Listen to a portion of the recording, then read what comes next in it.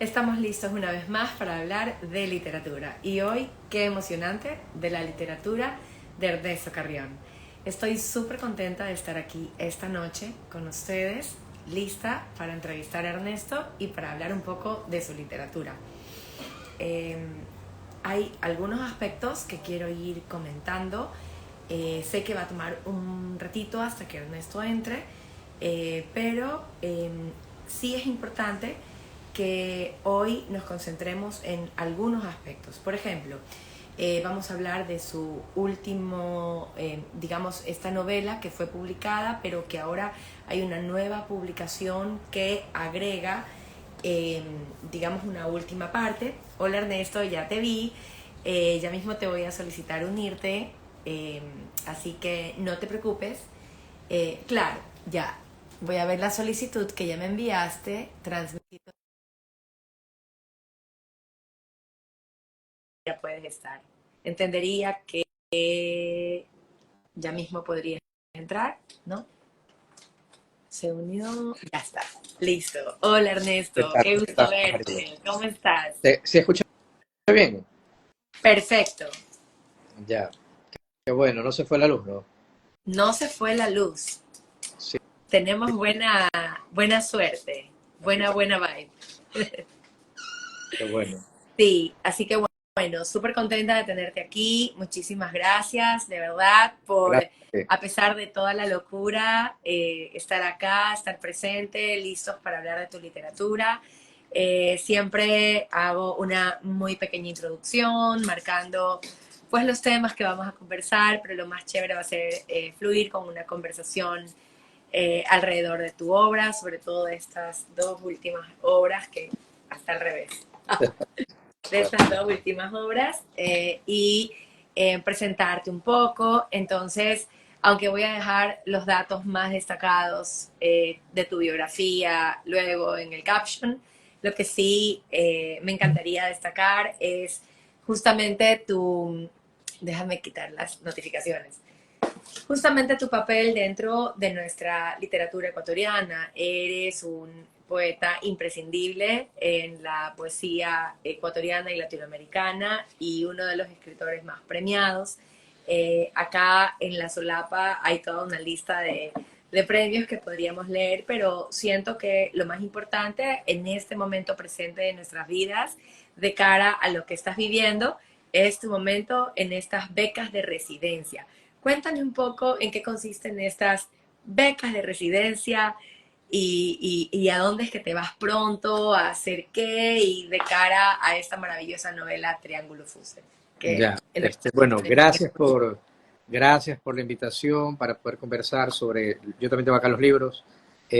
Ya, sería bueno, me parece sería súper bueno hacer el viaje por un hombre futuro hasta, viste, el último capítulo donde aparece la presentación del libro en Quito y de allí conectar con Triángulo Fusel, porque en la última parte se habla justamente de Triángulo Fusel que se presenta en Quito. Bueno, hablando de la beca, sí, es una beca de residencia del Museo Latinoamericano de Buenos Aires.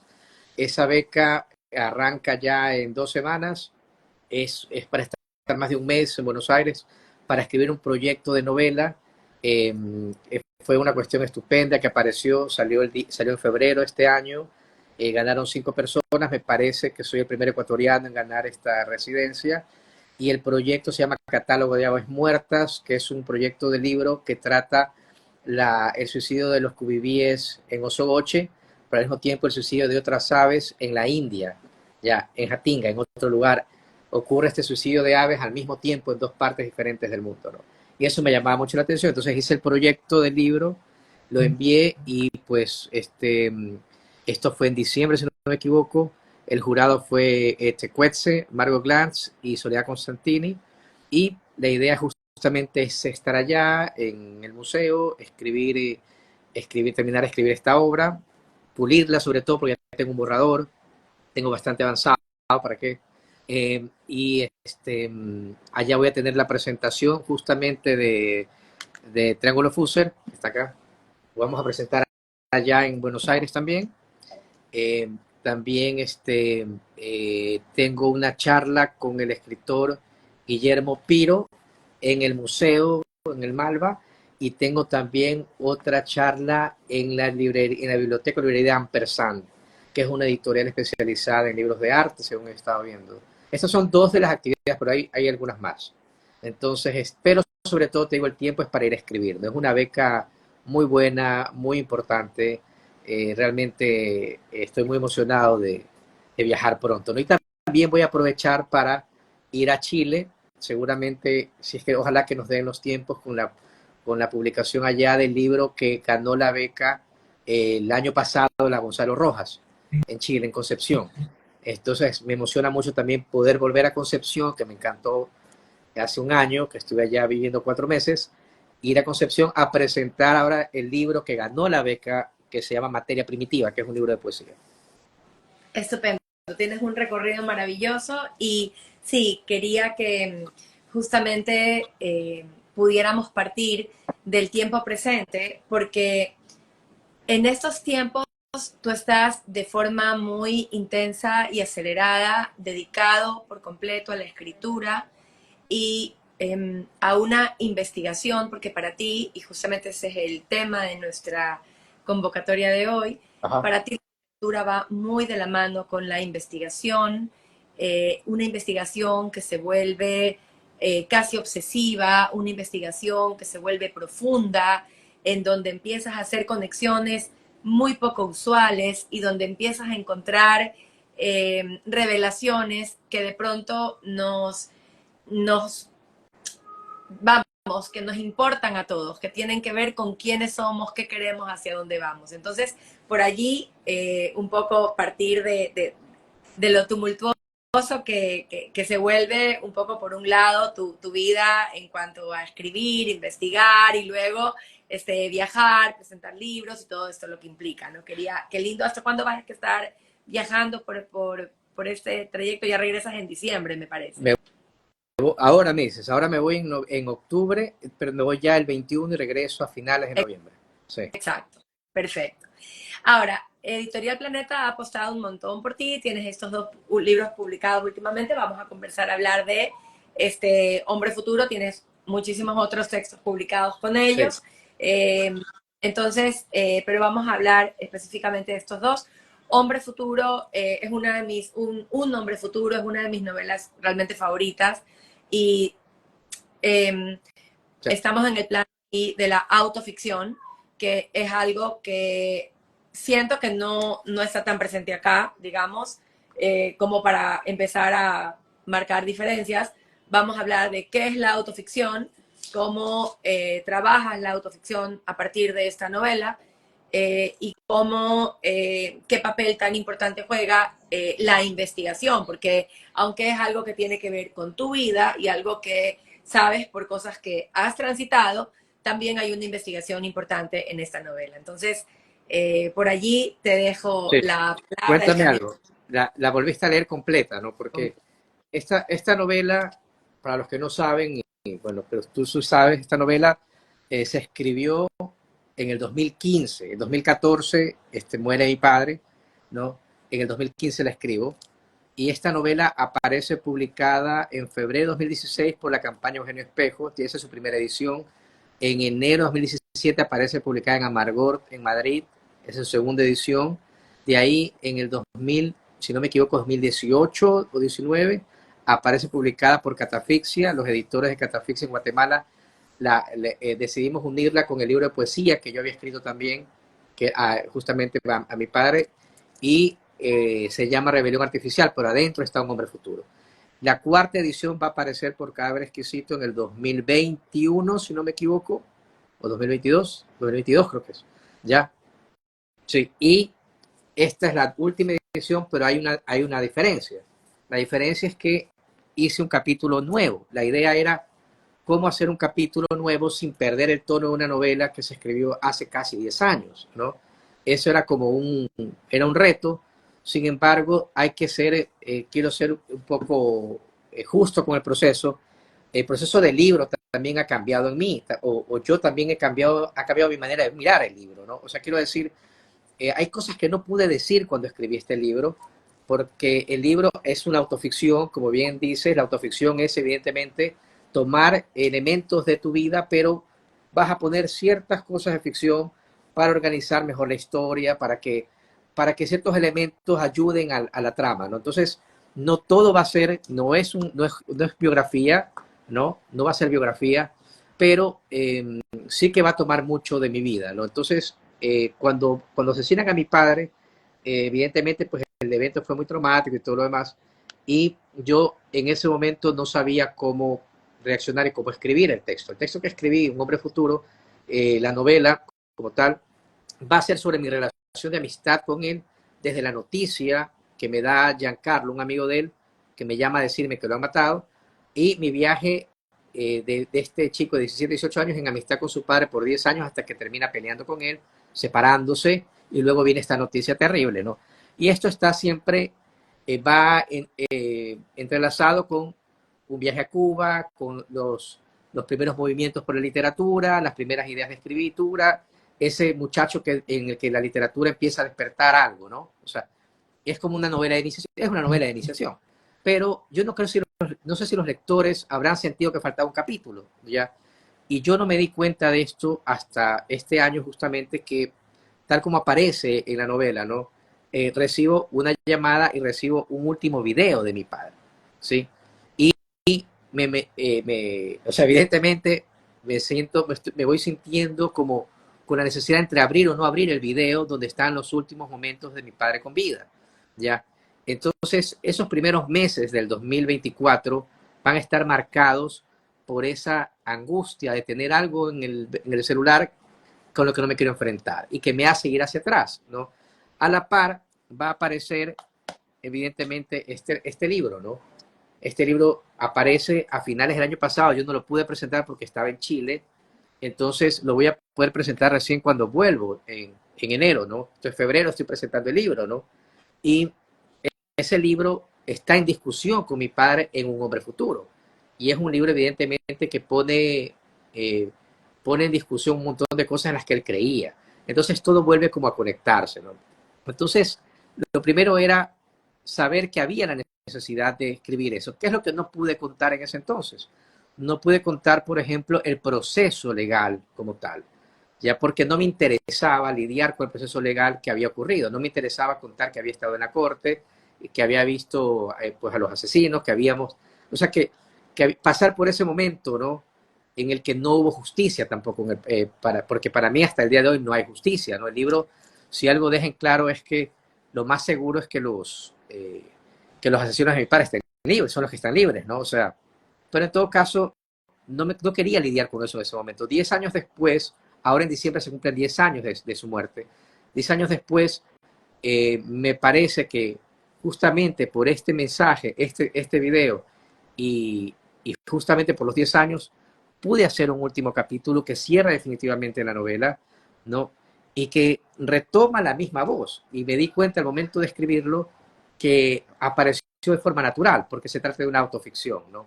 Entonces no me costaba retomar la novela donde la había dejado hace 9 años, ¿ya? O sea, lo que es sumamente extraño, pero apareció, si tú la leíste te habrás dado cuenta que se sigue el mismo tono. O sea, es como no te darías cuenta que estuvo publicada antes sin ese capítulo, ¿no? No solamente que sigan el mismo tono, pero que aporta además con una reflexión. Yo siento que la novela estaba completa sin ese último capítulo. O sea, no es que lo necesitaba, no lo necesitaba en sí misma, pero al agregar este último capítulo, la novela crece, porque efectivamente hay ciertos aspectos que se cierran. Se cierra, por ejemplo, la historia de Yamila, o sea, el protagonista es alguien que ha crecido, que se ha desarrollado a lo largo de la novela y el final da cuenta de ese crecimiento, ¿sí? Y el final profundiza en reflexiones que quizás antes no se había detenido a ver, como justamente la mirada tan distinta con la que ve a Cuba, la mirada tan distinta con la que ve a Yamila, la mirada tan distinta con la que ve a la misma persona que, no a la misma persona, pero la misma situación del solario y de todo lo que él acababa de atravesar. Creo que es más descriptiva, más descriptiva en esta angustia que tú señalas, que es lo que nos mantiene leyendo, que nos mantiene en tensión, ¿no? Porque algo que es súper interesante y que quiero destacar aquí a la audiencia es cómo Ernesto Carrión logras que los lectores nos enganchemos a este libro. O sea, es un libro difícil de soltar porque, sea lo que sea, tú nos dejas una zancadilla. Tú nos enganchas con, ya te voy a decir esto, ya te lo voy a comentar, ya viene, ya viene, ya viene. Entonces, claro, esta idea de que te habían enviado al protagonista, le envían este video y lo abre o no lo abre, es que yo era desesperada. Y no te preocupes, no voy a hacer spoiler, pero el final es muy sorprendente. Entonces, también eso es interesante en tu literatura, que por un lado manejas la técnica para enganchar en la tensión, ¿sí? Y por otro lado, cuando se desvela eso que nos ha tenido en vilo, no nos engañas. Es más, haces cosas que tienen que ver con una sorpresa, con algo que ni tú ni nadie esperaba. Entonces, realmente por ese lado es muy interesante. Por otro lado, me encantaría comentar quién es un hombre futuro, porque un hombre futuro, yo te pregunté cuando conversábamos antes, el sábado anterior en tu taller de escritura, que disfruto tanto, te preguntaba si tú habías cambiado, es decir, habías hecho una reescritura de partes anteriores, porque a mí me pasó en esta segunda lectura que sentí distinta la novela. Obviamente eso tiene mucho que ver con que yo soy una persona distinta cuando la veo, una relectura es diferente en otro contexto. Tú me dijiste que no, que lo único era que habías agregado el último capítulo. Eso es correcto, ¿no? Sí, lo Ahora, que pasa es que no, no, me vas a decir. que en esta relectura yo sentí mucho más presente, mucho más, con mucho más fuerza, esta idea de un hombre futuro, ¿no? Esta idea de quién es el hombre futuro. El hombre futuro es el protagonista, un hombre futuro es el Che, un hombre futuro es la idea del hombre comunista, un hombre futuro es el padre. ¿Quién es un hombre futuro? Si es que nos puedes hablar de eso. Bueno, yo creo también que puede ser que incida que la edición está muy bonita. Esto lo publica Din Ediciones de Diners en Quito. Y sí, o sea, quizás cuando uno se enfrenta nuevamente a un libro en otra edición, pasa por otro proceso de lectura, ¿no? Pero el libro son los mismos capítulos, excepto el último capítulo, que es el nuevo capítulo que agrego, ¿no? Ese capítulo donde finalmente vemos el juicio, vemos mi viaje al estudio de Gutenberg Vera, que ayudó, que a su manera ayudó a la fiscalía para poder acusar a los asesinos de mi padre, ¿ya? Y finalmente también flota esta duda, ¿no? Antes de irte a tu respuesta de un hombre futuro, flota esta duda de que si verdaderamente la única persona que quedó presa por esto de aquí es una mujer que no podía ni siquiera pagarse un abogado, ¿cómo iba a ser una mujer de los dulces sueños, no? Todos los demás, que son los que lo encontraron con las sierras, con las maletas y todas estas cuestiones, que son los que manipularon el cuerpo de mi papá, están libres, ¿no? Están libres hasta ahora, todos están totalmente libres, ¿no? Incluso el que los defiende era un amigo de mi papá. Entonces son cosas que están ahí en ese último capítulo que en ese momento yo no lo pude contar porque no tenía la cabeza, no tenía la capacidad de estar contando lo que estaba viviendo. ¿Sí me entiendes? O sea, estábamos con el drama de tratar de buscar justicia por este asesinato. Entonces yo no tenía cabeza para hablar eso, tenía cabeza para irme hacia atrás. Pero 10 años después, o 9 años desde que lo escribí, me pude sentar y puedo provocar este último capítulo donde finalmente aparece este espacio que también demuestra que no hay justicia, ¿no? También en este país. O sea, si no tienes plata, no hay justicia, ¿no? Y, y también un poco revela esa relación que yo voy a tener con él ya a nivel de un fantasma. ¿A qué me refiero? A que ciertamente los muertos no nos dejan nunca, ¿no? O sea, yo hablo ahora, yo siempre tengo 3 muertos, ¿no? O sea, Luis Bustamante, mi amigo, que aparece en Incendiamos las Yeguas en la Madrugada, que es el gusano, que muere de leucemia, y es un amigo en el que pienso siempre. O sea, no hay una semana en que no piense una vez en él. Ya era mi mejor amigo del grupo, de mis amigos de la adolescencia del sur. Ya, y luego va a ser mi padre y últimamente Francisco Sánchez, un amigo de la Católica muy querido. Entonces, yo los menciono también en la novela ya ellos 3 como ese espacio, como ese jardín en el que siempre estoy ingresando para volverlos a ver, ¿no? O sea, como, porque están allí, o sea, uno avanza con sus muertos de alguna forma, ¿no? O sea, no los abandona, los va podando, los va regando, los cuida incluso, ¿no? A pesar de que uno cuando recuerda está recordando la mitad de las cosas que realmente ocurrieron, ¿no? Pero en todo caso sí, todo eso puede aparecer finalmente acá. Todo, me ayudó a escribir eso, me ayudó también por un proceso, pasar por ese proceso, ¿no? Sobre todo también, por ejemplo, cuando hablan precisamente en el juicio de esta situación de que tratan de hablar mal de mi padre en el juicio, no tratan de pensar que hablar mal de mi padre puede justificar que él no tenga justicia, ¿no? O sea, decir que estaba en un lugar de ambiente donde había mujeres trans, etcétera, y el abogado dijo que se siente eso, que el fiscal Carrió andaba en lugares de ambiente, y que, o sea, como decir, él se buscó la muerte, ¿no? Y es algo terrible que te hace también reflexionar en qué tiempo estás viviendo donde la ley no importa, ¿no? Y donde la gente disfraza las cosas de falsos puritanismos, ¿no? Pero en todo caso, pude escribir eso. Y el hombre futuro, para responderte, siempre el hombre futuro para mí, evidentemente, es él, el hombre futuro, porque el hombre futuro es ese proyecto que él admiraba de Che Guevara, ¿no? A pesar de que finalmente él termina desapareciendo, ¿no? Y, y yo digo, bueno, yo soy un hombre del pasado, porque como todo escritor, vivo todo el tiempo buscando hacia mi pasado para poder escribir cosas, ¿no? O sea, un escritor está todo el tiempo registrándolo todo. A ratos dices, bueno, sí, estoy viviendo mucho, ¿no? A ratos te das cuenta que estás viviendo, pero estás también como grabándolo todo, ¿no? Y ya cuando escribes, lo pasas, lo pones en texto, lo haces historia, lo conviertes en materia literaria. ¿Qué estás haciendo? Estás regalando tu vida o pedazos de tu vida a la literatura. Y encima lo estás transformando en otra cosa. Entonces ya no es tu vida tampoco, ¿no? Entonces, ¿qué estás haciendo? O sea, digamos, estás rompiendo también con tus recuerdos para que vivan fragmentariamente a veces en otras historias, ¿no? Entonces, eso sería. ¿Cuánto tiempo después de que muere tu padre empiezas a escribir Un hombre futuro? Un hombre futuro, a ver, lo primero que hice fue en febrero o enero, esto pasa en diciembre, ¿no? Ahora, ahora van a ser 10 años, justamente una década. Hago un libro de poesía que se llama Revoluciones Cubanas en Marte. Ese libro de poesía, pues, es un llanto, ¿no? Como todo libro de poesía tiene que ser. Y ese libro de poesía yo pensé que me iba a ayudar y ahí se iba a quedar el asunto. Y no, no fue así. Entonces, yo creo que habrá sido por el mes de marzo o abril de ese 2015 en que empiezo la escritura de la novela. La hice muy rápidamente, realmente es una novela que me tomó escribir a 2 meses, si no es menos. Yo asumo que es porque tenía toda esa historia dentro de mí y el tono es muy natural también porque es autoficción. Entonces simplemente empecé a escribirla, luego arreglé ciertas cosas. Evidentemente entro por los orificios de la historia, ¿no? Porque también me interesaba, al momento de escribirlo me doy cuenta también de mi infancia, ¿no? Esa infancia sin padre, evidentemente, esa infancia también de un montón de eventos políticos que estaban ocurriendo en ese momento, de los que éramos niños en los años 80, ¿no?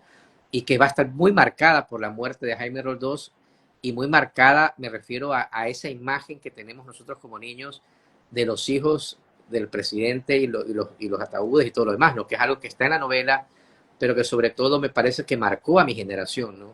O sea, que es algo con lo que crecimos de alguna forma, crecimos viendo esa tragedia, ¿no? Y a veces yo incluso me he preguntado también, como mucha gente se preguntará, ¿qué país sería este si de haber terminado su periodo Roldós? No lo sé. O sea, tantas cosas que te hacen preguntar este tipo de situaciones que la política se encarga de violentamente de romper, ¿no? Con la historia del país. Entonces, allí voy a unir y empatar con la historia de Alfaro Vive, no la historia de Alfaro Vive, sino la historia de estos amigos de mi padre, que eran los guerrilleros de Alfaro Vive, que fueron también después mis amigos, ¿no? Gente con la que yo compartí muchos años. Entonces, ahí aparecen ya ellos y todo va a poder empatarse, ¿no? También, y meto también el misterio de las espadas, el robo de las espadas de Alfaro y del municipio de Guayaquil, sí, Está muy bien escogida la frase inicial de Albert Camus: el mundo sí, absurdo no admite sino una justificación estética, porque todo esto que tú relatas de hasta cierto punto es un escenario de un mundo perdido, no solamente con la muerte de Roldós y estas personas que fueron acalladas del grupo Alfaro Vive, carajo, y bueno, del grupo Alfaro Vive quedan personas como muertas en vida, quizás es un poco duro decirlo así, pero que por un lado el mundo en el que viven ya no es el mundo de sus ideales. Y como que quedan, Sí, y son descritas sí, aquí. hay una cuestión ahí que tiene que ver también con ese país lleno de violencia, ¿no? O sea, hay violencia de lado y lado. eh, yo lo relato ahí porque yo estaba en Grandón Calderón, las bombas lacrimógenas nos sacaban al parque La Kennedy, o sea, toda esa situación caótica, los estudiantes peleando con los policías, o sea, eran los años 80, era así, ¿no? Entonces estaba la guerrilla en urbana, ¿no? O sea, iban pasar, era un país evidentemente que estaba entrando en un caos, ¿no? Ahora está peor, creo yo, pero en todo caso, eh, todo esto va a ir apareciendo sobre todo, ahora pude hacer esa reflexión también al final de este capítulo, ¿no? La reflexión de ese, de todos los países, los otros países que han sufrido estos episodios de violencia política, ¿no? Han pasado por procesos también judiciales, o sea, sin ley y sin juicios vivimos en la barbarie, pues, ¿no? Entonces, han pasado, ¿a qué me refiero? Me refiero también, o sea, cuando llevas a los militares a juicio, ¿de verdad? O sea, hay violencia de parte y parte, pero en este caso nunca hubo, y eso es lo que al final se reflexiona, ¿no? Así como las FARC en tal año incluso pidieron perdón por la cantidad de secuestros que cometieron, también así se han llevado militares a las cortes en Argentina, así, o sea, todos estos episodios de violencia política en América Latina terminaron, muchos terminaron legalmente en procesos legales, ¿no? Incluso Pinochet, etcétera. O sea, pero en Ecuador nunca fue así. Entonces, hacia el final, dice, déjame leerlo no voy a leer el final, pero voy a leer lo que dice arriba. Dice, aún con el celular en la mano, poco antes de mirar el video, recordé dos sucesos que me habría gustado discutir con Guillo. En Colombia, en el año 2020, las FARC pidieron perdón por los 21.396 secuestros durante un conflicto que duró más de medio siglo, algo que se difundió como una suerte de acto reconciliatorio. Y en Ecuador, en el año 2015, por primera vez, varios oficiales del ejército fueron citados a un juicio por delitos de lesa humanidad. Quienes los acusaban fueron los guerrilleros de Alfaro Vive Carajo, mujeres y hombres que habían cumplido una condena en la cárcel por sus delitos y que buscaban que lo mismo ocurriera con aquellos oficiales que los torturaron. O sea, claro, ¿por qué no puede haber de lado y lado justicia, no? Eso que, esa es mi posición, es la posición del escritor. Yo no estoy tomando ningún partido, quiero decir, es que es lo que debería ser. Entonces dice, el sitio estuvo hasta el tope de periodistas y familiares. Seguí la noticia con interés. Recuerdo que me pregunté si sería posible que después de 30 años aquel relato terminara finalmente cerrándose.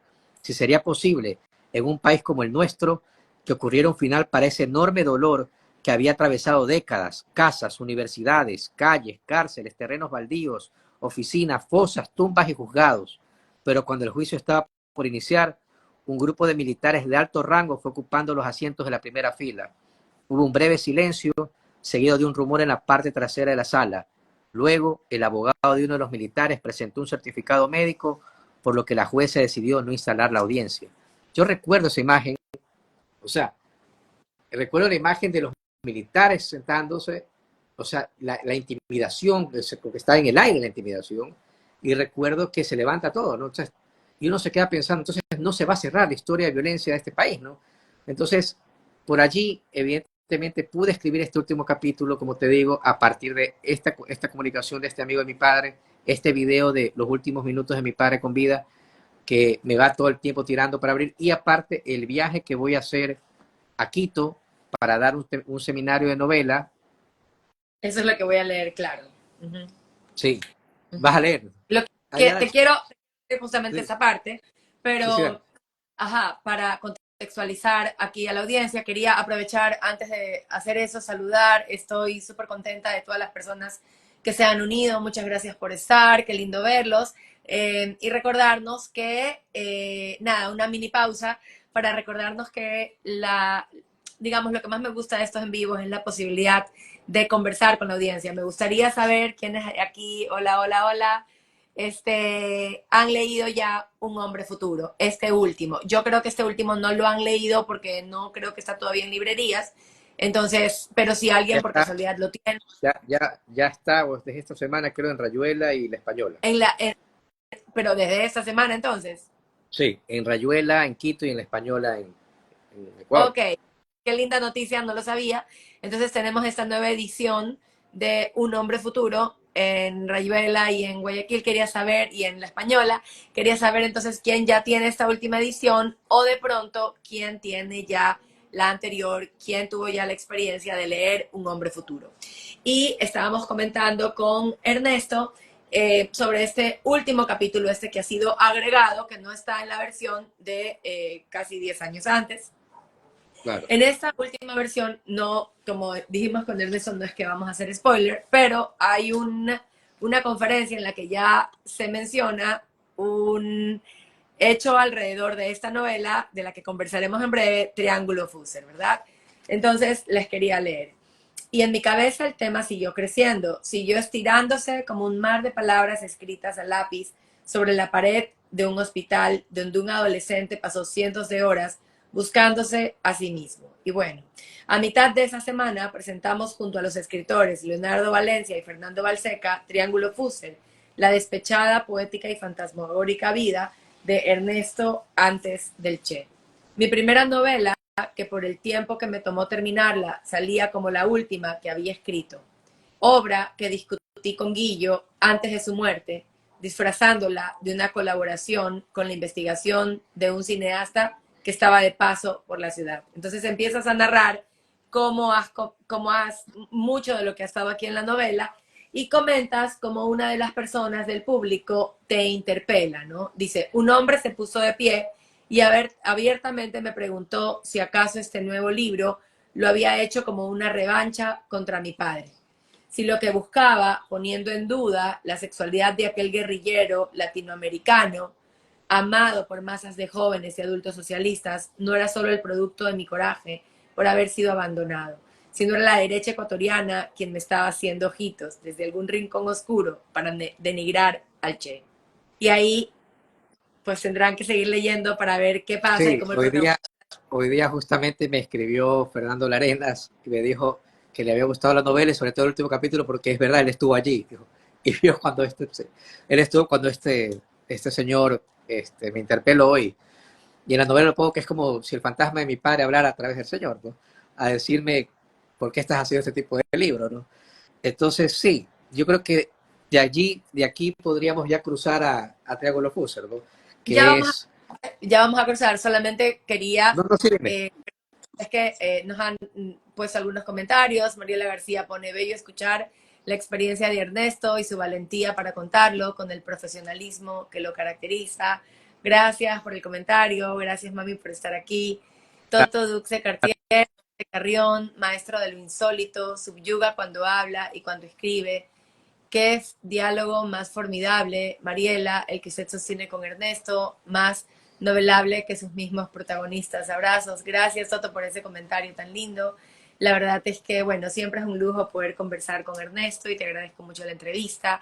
Y para cerrar con este libro, antes de pasar a Ernesto, a Triángulo Fusser. Hola Héctor, qué chévere que estés aquí. Nos manda saludos, Ernesto, saludos Ernesto y Mariela, gran conversación. Hola. Quería cerrar un poco. Tú escribes mucho a partir de los silencios, o sea, esta idea de que hay un silencio, algo difícil de descifrar, algo difícil de pronunciar y algo que necesita ser hurgado y dicho para quizás pasar por la catarsis y que sea liberado, ¿no? Eso por un lado. Entonces, ¿cómo conjugas en esta novela la investigación, la autoficción y el elemento, digamos, de escoger qué contar, qué es literatura, qué es novelable, y qué de lo biográfico o de tu investigación histórica de pronto no escoger porque no es novelable? O sea, ya aquí, ¿en qué sentido manda la literatura? O sea, ¿sabes? Lo más curioso sería entender de pronto que cuando revise el pasaje hacia atrás, o sea, una vez que pase este evento trágico con mi padre y me siento a tratar de escribir y darle forma a mis años con él, me doy cuenta que todo eso era una novela. Me refiero a que lo que me había pasado en mi vida con él, mi desplazamiento, mi conocimiento de la iconografía socialista en Cuba, lo que él me había hecho dibujar en su villa en la Marte Roldós, todo a Mao Zedong, a Che Guevara, todo esto que yo de niño dibujaba y sin saber qué era, el mismo nombre que me pone, ¿no? Porque el nombre, por eso es que el nombre viaja hasta Triángulo Fusser, o sea, es como, te ponen un nombre, y hoy día hablamos con mi esposa justamente de los nombres también, cuántos nombres ya no existen, ¿no? Seguramente ya no hay niños que se llamen Ernesto. Esto tenía que pasar en la época porque éramos hijos de la gente de los 60, ¿no? O sea, entonces sí, o sea, ahí me di cuenta que hay muchos elementos de lo que había vivido que daban para una novela, pero evidentemente hay elementos de ficción, ¿no? Que voy a potenciar dentro porque lo que me interesaba era dejar un libro que funcionara orgánicamente como un instrumento literario, ¿sí? Entonces, por ejemplo, la investigación de las espadas de Alfaro, o sea, eso evidentemente es ficción, ¿ya? Los libros que voy a escribir y que presento no existen, pero claro, quisiera que existieran. Me preguntaste otra vez el libro, ¿cómo se llama? Todos los nombres del hombre, o sea, Yo ya. estaba curiosísima, te tenía que preguntar. Mencionabas un libro que no existía, así es. Sí, es que la idea era hacer un libro con todos, con un grupo de personas que hayan tenido el apellido Carrión y que hayan pasado desde los infantes de Carrión del mío Cid, pasando por Ulises Carrión, el artista mexicano. Bueno, hay un montón, hay un montón había encontrado un montón de, digamos, Sentop de Carrión, el sefardita, sacerdote. O sea, habían pasado por, había encontrado algunos personajes y bueno, qué bueno sería hacer algún día el libro de todos estos, ¿no? Ya. Pero al final, pues evidentemente nunca lo hice, pero lo pongo dentro del libro como, viste, como un juego literario, ¿no? Entonces sí, hago esas cosas, al final, elegí mover ciertos elementos, pues evidentemente para potenciar la ficción. Por ejemplo, mi personaje en Hombre Futuro se casa, inmediatamente tiene un hijo varón, ¿no? Ya, yo tengo una hija mujer, o sea, mi primera hija es mujer, ya, o sea, pero evidentemente en la novela tenía que funcionar así, porque es una novela sobre la paternidad, ya, sobre la paternidad masculina, o sea, sobre las masculinidades, incluso cómo la pasa del padre al hijo y cómo el hijo luego la rechaza también. O sea, hay un rechazo también de esa masculinidad de parte del hijo. O sea, todo eso está dentro, es un juego que está dentro, ¿no? Pero eh, siendo muy claro con esto, creo que me di cuenta al momento de sentarme, como salió de una forma muy natural, que casi todo lo que había pasado daba para una novela, ¿no? Y luego de eso, yo voy a pensar, y lo he dicho algunas veces, que la novela que me hizo escritor es Un Hombre Futuro, porque es la primera vez que yo voy a ver verdaderamente los mecanismos que activan una novela. Voy a ver los tres actos, voy a ver, o sea, voy a ver las tramas, las subtramas, voy a ver un montón de elementos, ¿no? Que me van a ayudar a construir más adelante otros libros. Incluso la forma de saquearme a mí mismo, quiero decir, de saquear mi pasado. Entonces, ya luego de eso, es luego de eso donde voy a ver, por ejemplo, Incendiemos las yeguas. Luego de eso voy a ver cursos de francés. Luego de eso voy a empezar a ver otras novelas. Ya. Y otras que no tienen nada que ver, por ejemplo, como El día que me falta, es que me la inventé de un recorte de un periódico. Claro, pero a lo que voy es que voy a ver eso, ¿no? Gracias a esta novela. Entonces, el viaje va a ser ese. En la presentación en Quito, pues, evidentemente un señor se levantó y se molestó y todo lo demás y me preguntó esto de aquí sobre si acaso Triángulo Fusser era eso, porque Triángulo Fusser va a ser un libro que cuando recién decía, yo también lo tengo acá, cuando lo estaba trabajando, lo estaba investigando, lo estaba armando, mi padre estaba vivo todavía. Entonces, yo quería preguntarle a mi padre porque no había para mí persona pues eh, más estudiosa, más leal y todo lo que tú quieras del Che que él, ¿no? Entonces, me senté con él y tal cual como está en el relato de Un Hombre Futuro, le conté, pero le mentí, no le iba a decir que yo estaba escribiendo una novela donde posiblemente su héroe no saliera tan bien parado. Entonces me tocó simplemente decirle, mira, hasta el paso por Guayaquil, un cineasta argentino, lo estoy ayudando con la investigación y he encontrado todas estas incongruencias, contradicciones, todos estos vacíos históricos, ¿no? Entonces discutimos largamente hasta que él se dio contra una realidad muy fuerte, que era justamente no entender cómo el Che Guevara en el 53, en Guayaquil, estando en una pensión en Las Peñas, en la pensión de María Luisa Espín, que estaba casi al comienzo, y iba más arriba a la casa de Ana Moreno y de Safadi a desayunar, a comer, y luego a emprender paseos con ellos, y cómo nunca llevó a ninguno de sus amigos argentinos a estos paseos.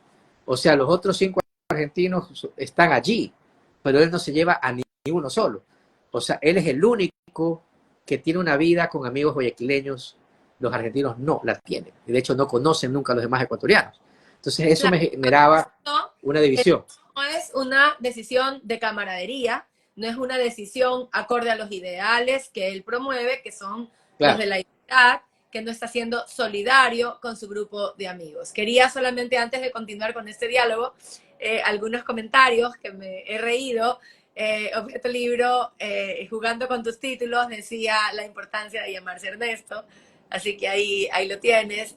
Eh, Elena Azucena te dice saludos Ernesto y Mariela, me gusta la conversación, gracias. Toto gracias. dice, Sonia Manzano se declara adicta, dependiente de la novelística de Carrión.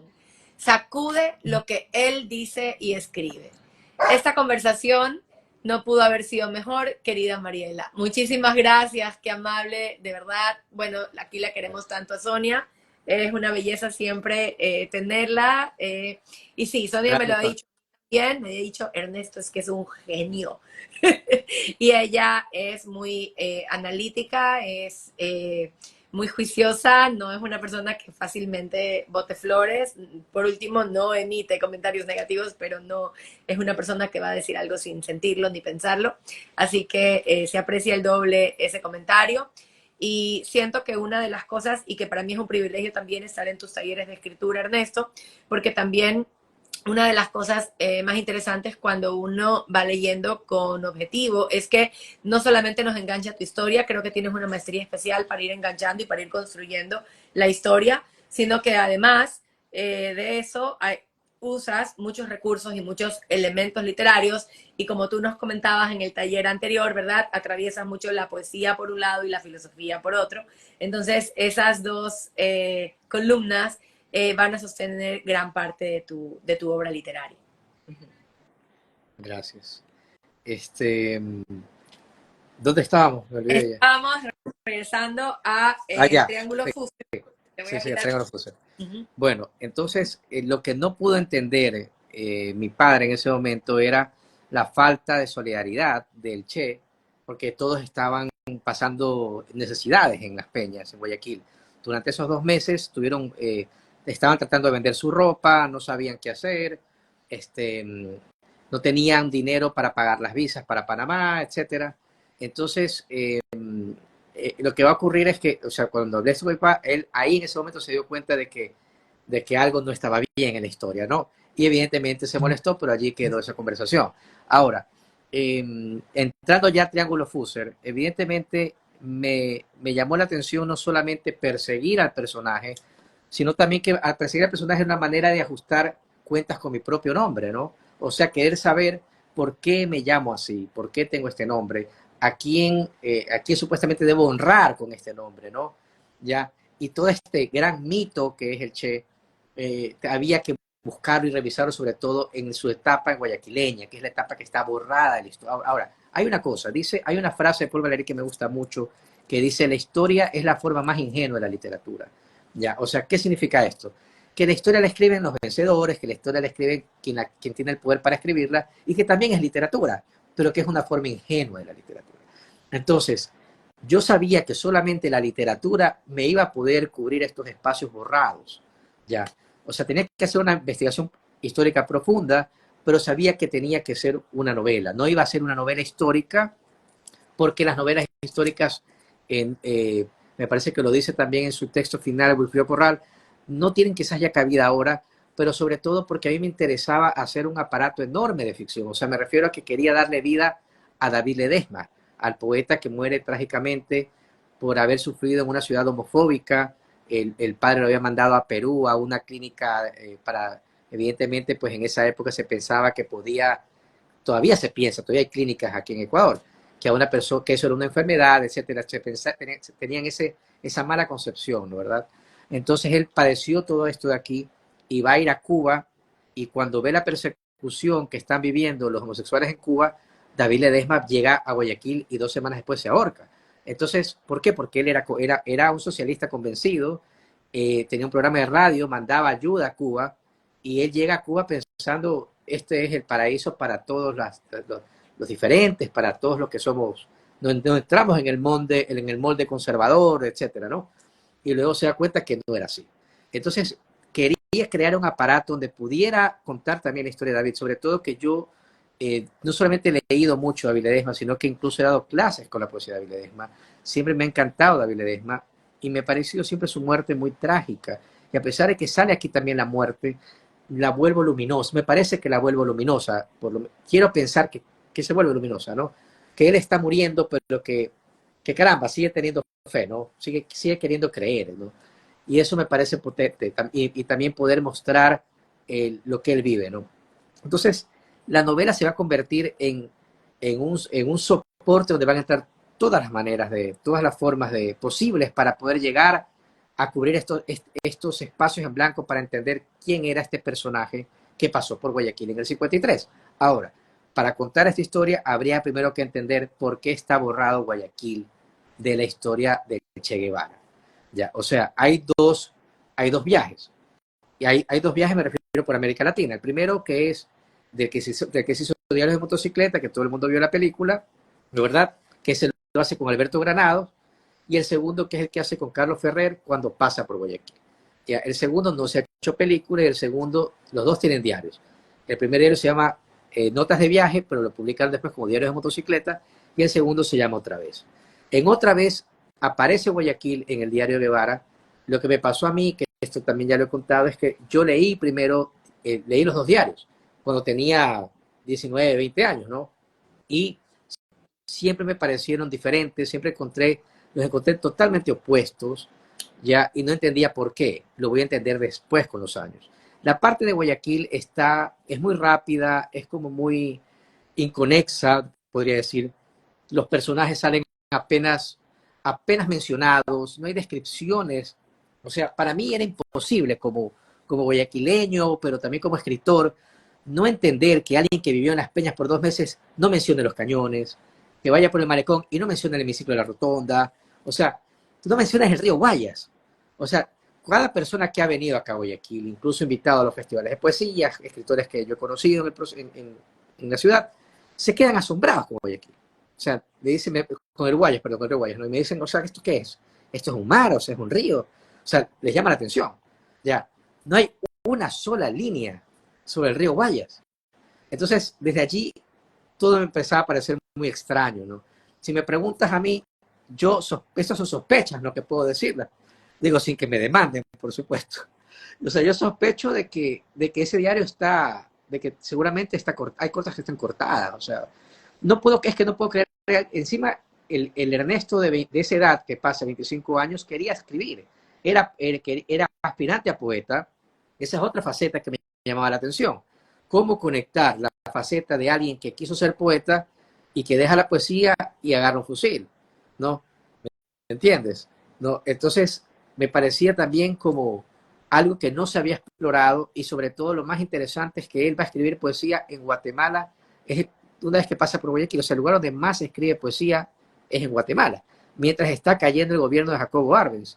Entonces, era toda una historia realmente, verdaderamente apasionante, me permitía, aparte de los personajes de Guayaquil, Maldonado Renela, Pepe Guerra Castillo, que aparecen dentro de la novela y aparecen y cobran vida como personajes de ficción, ¿no verdad?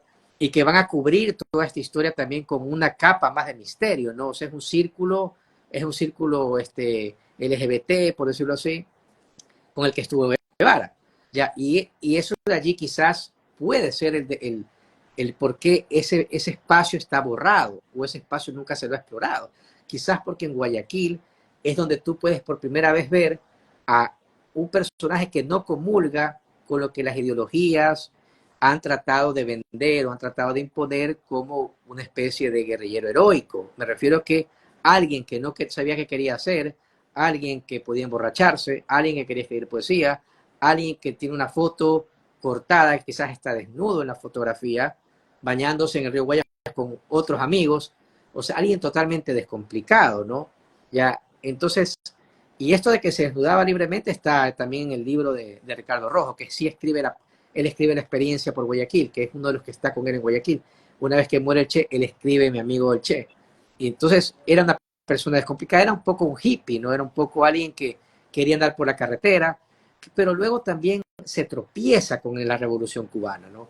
Y me interesaba llegar hasta allá.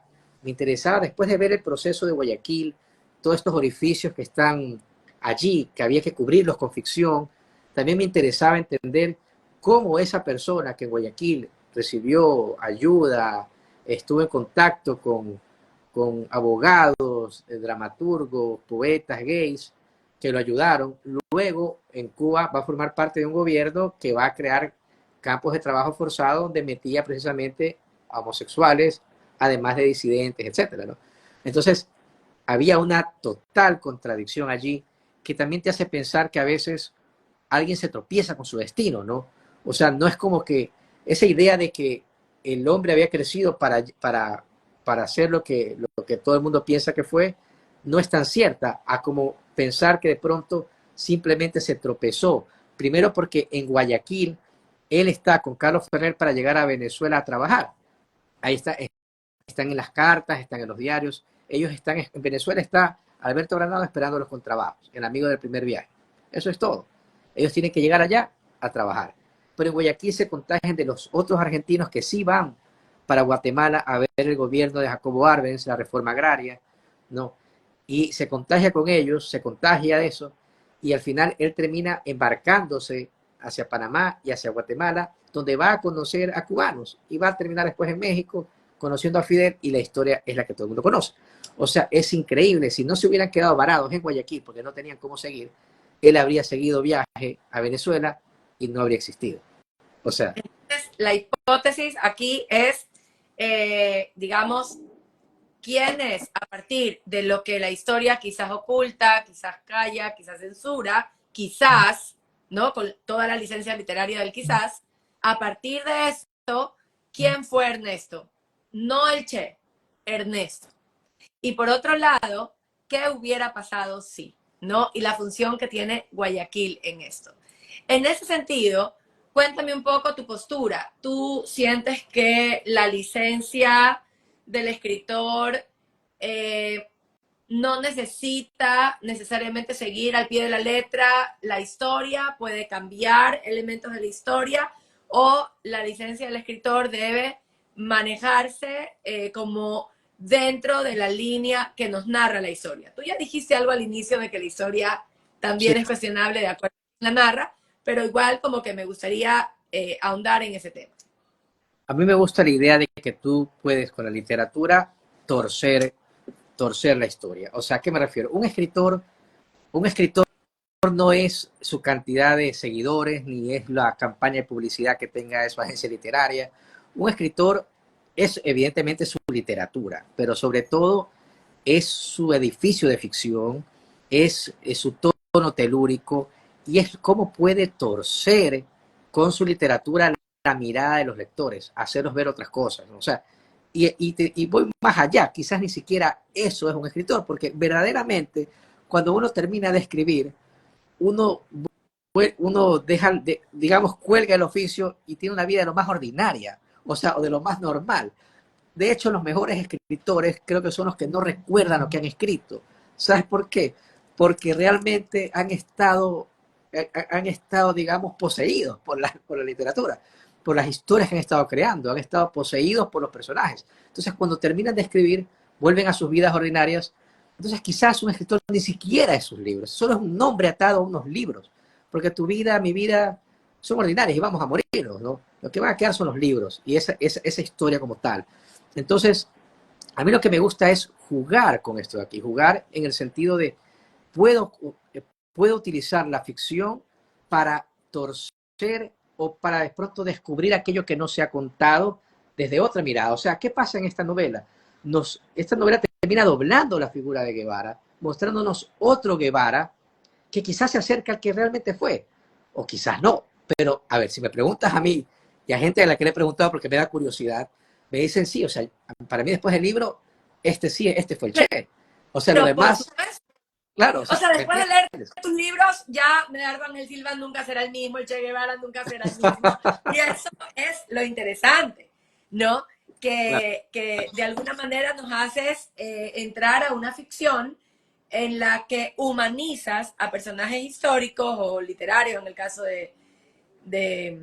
ay, pues, de Medardo Ángel Silva, pero haces una investigación que realmente hasta cierto punto desmiente, o pensaríamos que puede desmentir la historia tal como nos las han contado. Claro, Y ese es un juego que súper la historia interesante. oficial, es que la historia oficial como tal siempre va a ser falsa. O sea, en este momento, en este país, han pasado 10 años de correísmo y hay una historia, pero la misma historia, la mitad del país o la tercera parte, la cuarta parte, tiene otra historia de esos 10 años, ¿no verdad? O sea, hay dos historias sobre un mismo proceso en este país y así es siempre. Entonces, quien cuenta la historia, quienes están en el poder son los que ponen por escrito o ponen en pantallas o como sea, son los dueños de la historia por un breve tiempo, sobre todo en un país como este que pasa cambiando, ¿no? Entonces, evidentemente, para mí, la historia que se proyectó desde Cuba sobre el Che no es la real. Y de hecho, te digo una cosa, es curioso encontrar documentales que me pasó, porque esto tiene una investigación profunda, encontrar documentales donde el documentalista, el director, así olímpicamente se saltaba a Guayaquil. De hecho, lo hace incluso Paco Ignacio Taibo en su último documental que está en Netflix, se salta a Guayaquil, no la pone. De Perú ya lo manda directamente a Panamá y de Panamá lo manda a Guatemala. O sea, y en Guatemala, pero lo buenísimo es que en Guatemala entrevista a un tipo político que lo conoció y él dice que el Che no hablaba de política, lo que empata con lo que decía José Safadi, hermano de Fortunato, del Che en Guayaquil. O sea, puedes encontrar ciertas líneas, ¿no? Pero es muy curioso y sobre todo te digo, fueron 10 años de investigación, demasiadas entrevistas, demasiados reportajes, reportajes del Clarín de Argentina, los argentinos que sobrevivieron diciendo que el Che iba a Cuenca a trabajar, diciendo que él trabajaba midiendo la entrada de los buques bananeros, cuando los buques bananeros ya no entraban hasta el puerto de Guayaquil, ya, o sea, pero yo lo leí en periódicos de Argentina, o sea, de año 2008, 2007, declaraciones. O sea, nadie sabía qué hacía cuando se perdía en Guayaquil, qué es lo que hacía. Entonces había una historia, ¿no? Aparte de eso, como sabes, hay una foto que la publica Pepe Guerra, que es una foto que está evidentemente cortada, que es la única foto que testimonia el paso del Che por Guayaquil, que está sobre una panga en el río Guayas. Es una foto que tiene unos rasgos pues verdaderamente un poco eróticos, habría que verla, tendría que ver un fotógrafo que tenga pues una vinculación más artística, pero es una foto muy extraña, sobre todo porque cuando Pepe Guerra la justifica la foto, él dice en el Diario del Universo que los dos se bañan en el río y que el Che le da un ataque de asma y que inmediatamente el fotógrafo del Diario El Telégrafo, Miguel Rogelio Jordán, le hace la foto. Entonces tú dices, ¿cómo si se está muriendo un chico de 25 años aquí con asma, le vas a sacar una foto? Encima el Che tiene puesto un reloj. Entonces no sé si el reloj del 53 era verdes contra agua, no lo puedo saber, a prueba de agua. El punto es, había un montón de cosas, ¿no? Las cartas desaparecidas de Maldonado Renela, que es también otra historia ahí fantástica, que aparece después en un libro de cuentos de En la muerte siempre gana, de Pedro Jorge Vera. O sea, como te das cuenta, incluso la literatura empieza a alimentarse, otros libros escritos empiezan a alimentar la novela, y esta novela se convierte en un monstruo, ¿no? Que va tragándose todo. Es una novela, como bien dice Wilfrido Corral, es una novela ensayo también al mismo tiempo, ¿no? O sea, a rato se vuelve ensayo histórico, luego vuelve a ser novela, aparecen los personajes y conversan, pero me gustaba también llegar a la parte, a la parte dramática de la vida de David y a la parte de estos campos de trabajo forzados en Cuba. Es brutal, pero quería leer un fragmento, estamos casi llegando al final del en vivo y quiero Dale, que las personas que están aquí se lleven justamente tu literatura lo más viva posible, ¿no? Ambos se desnudan antes de entrar al mar. Sobre ellos hay un olor a hueso y nuez, bajando desinflado desde las partes más altas de las palmeras.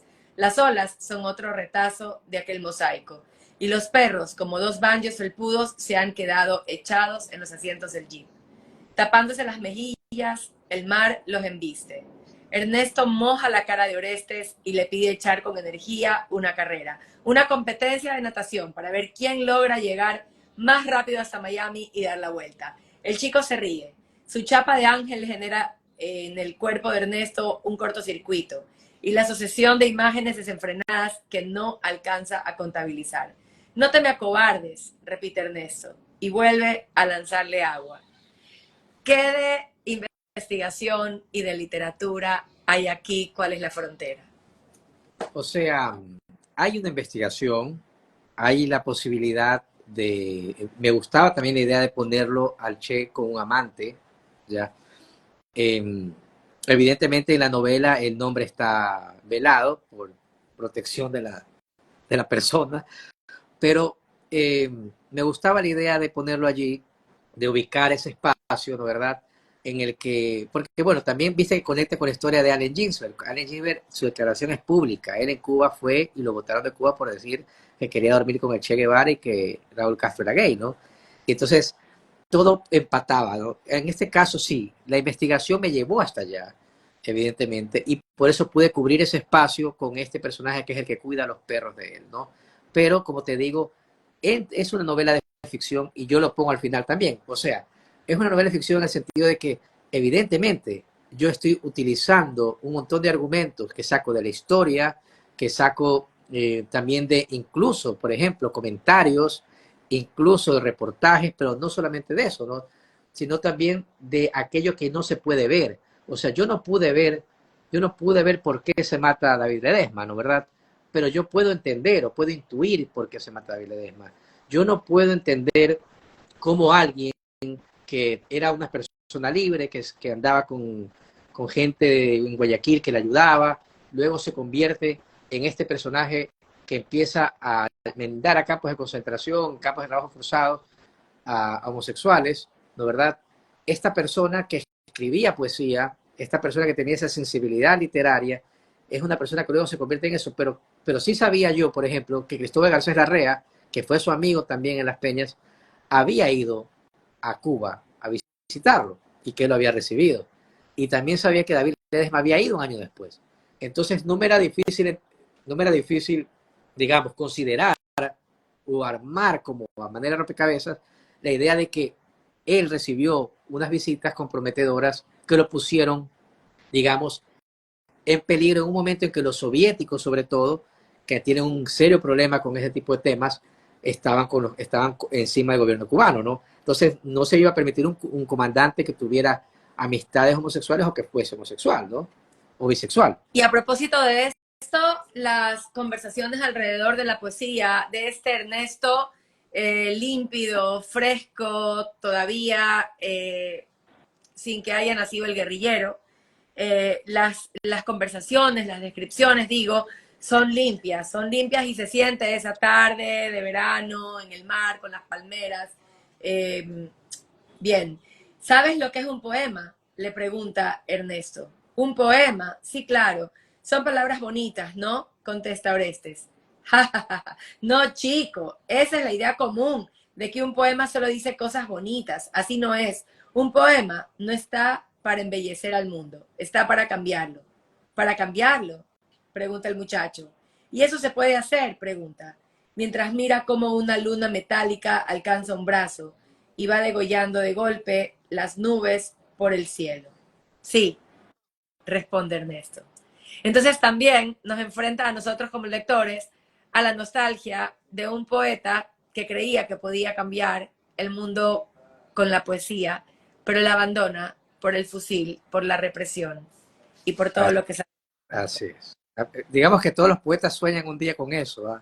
Con que sus versos van a alterar algo y luego se dan cuenta de que no es así, que hay que aprender a entender que la poesía simplemente quizás te transforma a ti cuando la escribes, pero nada más y no pasa nada más allá. Es un relámpago.